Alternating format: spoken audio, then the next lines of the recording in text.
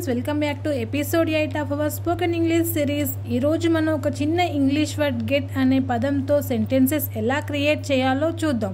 ఇది మీ స్పోకెన్ ఇంగ్లీష్ని ఈజీగా న్యాచురల్గా ఇంప్రూవ్ చేస్తుంది.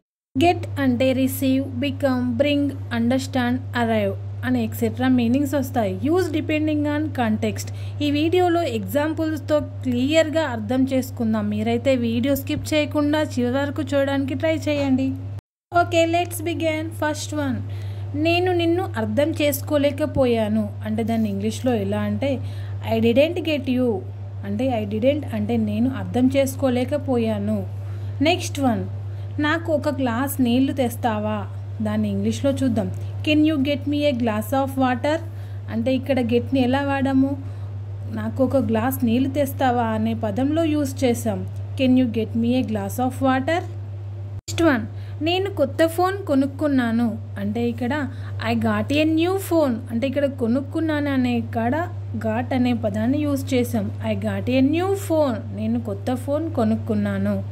నెక్స్ట్ వన్, మీ బర్త్డేకి ఏమి వచ్చాయి అనే దాన్ని ఇంగ్లీష్లో చూద్దాం. What did you get for your birthday అంటే మీ బర్త్డేకి ఏం గిఫ్ట్ వచ్చాయి అని తెలుసుకోవడం కోసం ఈ సెంటెన్సెస్ యూజ్ చేస్తాము. What did you get for your birthday అని.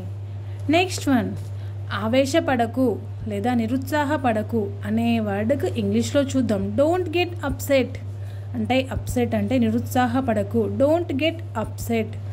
నెక్స్ట్ వన్, ఆమె త్వరగా రెడీ అయ్యింది అనే దానికి చూద్దాం. షీ గాట్ రెడీ క్విక్లీ అంటే ఇక్కడ గాట్ అంటే అయ్యింది అని ఇక్కడ మీనింగ్ వస్తుంది. She got ready quickly. Next one, కార్లోకి ఎక్కు అంటే దాన్ని ఇంగ్లీష్లో చూద్దాం. గెట్ ఇన్ ద కార్ అంటే ఇక్కడ ఎక్కువ అనే మీనింగ్కి గెట్ ఇన్ అనే మీనింగ్ వస్తుంది. గెట్ ఇన్ ద కార్, కార్లోకి ఎక్కు. నెక్స్ట్ వన్, బయటకు పో అంటే ఇంగ్లీష్లో గెట్ అవుట్. గెట్ అవుట్, బయటకి పో. నెక్స్ట్, త్వరగా కోలుకో. గెట్ వెల్ సూన్ అంటే త్వరగా కోలుకో అని. నెక్స్ట్, మనం ప్రారంభిద్దాం అంటే లెట్స్ గెట్ స్టార్టెడ్. ప్రారంభిద్దాం, స్టార్టెడ్. నాకు అలసటగా ఉంది అంటే ఐ గాట్ టైర్డ్, నాకు అలసటగా ఉంది అని అర్థం. నీవు మెసేజ్ అందుకున్నావా అంటే దాన్ని ఇంగ్లీష్లో చూద్దాం. Did you get the message అంటే ఇక్కడ అందుకున్నావా అంటే డిడ్ యూ గెట్ ది అని మీనింగ్ వస్తుంది. నెక్స్ట్ వన్, ఆ జాబ్ నీవు ఎలా సంపాదించావు దాన్ని ఇంగ్లీష్లో చూద్దాం. How did you get the job అంటే ఆ జాబ్ నువ్వు ఎలా సంపాదించావు. నెక్స్ట్ వన్, తిరిగి పని మొదలుపెట్టు. గెట్ బ్యాక్ టు వర్క్ అంటే ఇక్కడ గెట్ అంటే మొదలుపెట్టు అని అర్థం. నెక్స్ట్, నీవు ఇంటికి ఎప్పుడు వచ్చావు దాన్ని ఇంగ్లీష్లో చూద్దాం. When did you get home అంటే తిరిగి ఇంటికి ఎప్పుడు వచ్చావు అనే మీనింగ్లో దీన్ని యూజ్ చేస్తాము. నెక్స్ట్ వన్, అంధకారము లేదా చీకటి అవుతుంది అనే దానికి ఇంగ్లీష్లో చూద్దాం.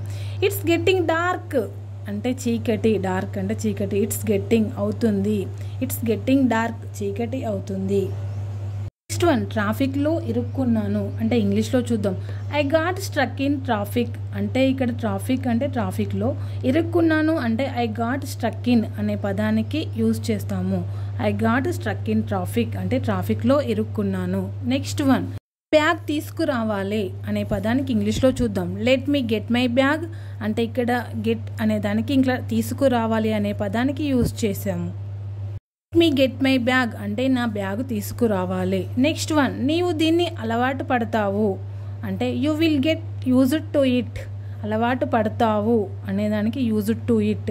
గెట్ నీవు దీన్ని, will get used to it నీవు దీన్ని అలవాటు పడతావు అని అర్థం వస్తుంది. నెక్స్ట్ వన్, బయటకి నెమ్మదిగా దిగు అంటే ఇంగ్లీష్లో చూద్దాం. Get down slowly.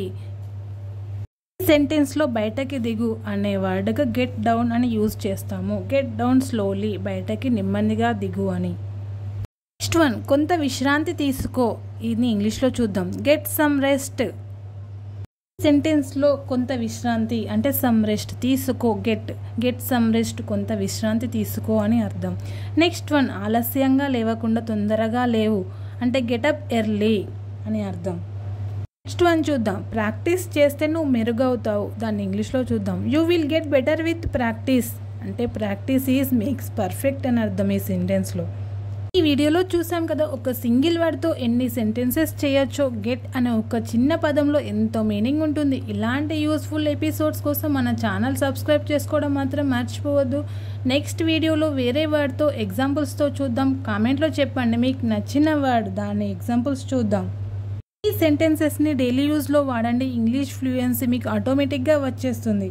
Practice is the makes perfect. See you in the next episode. Thank you for watching.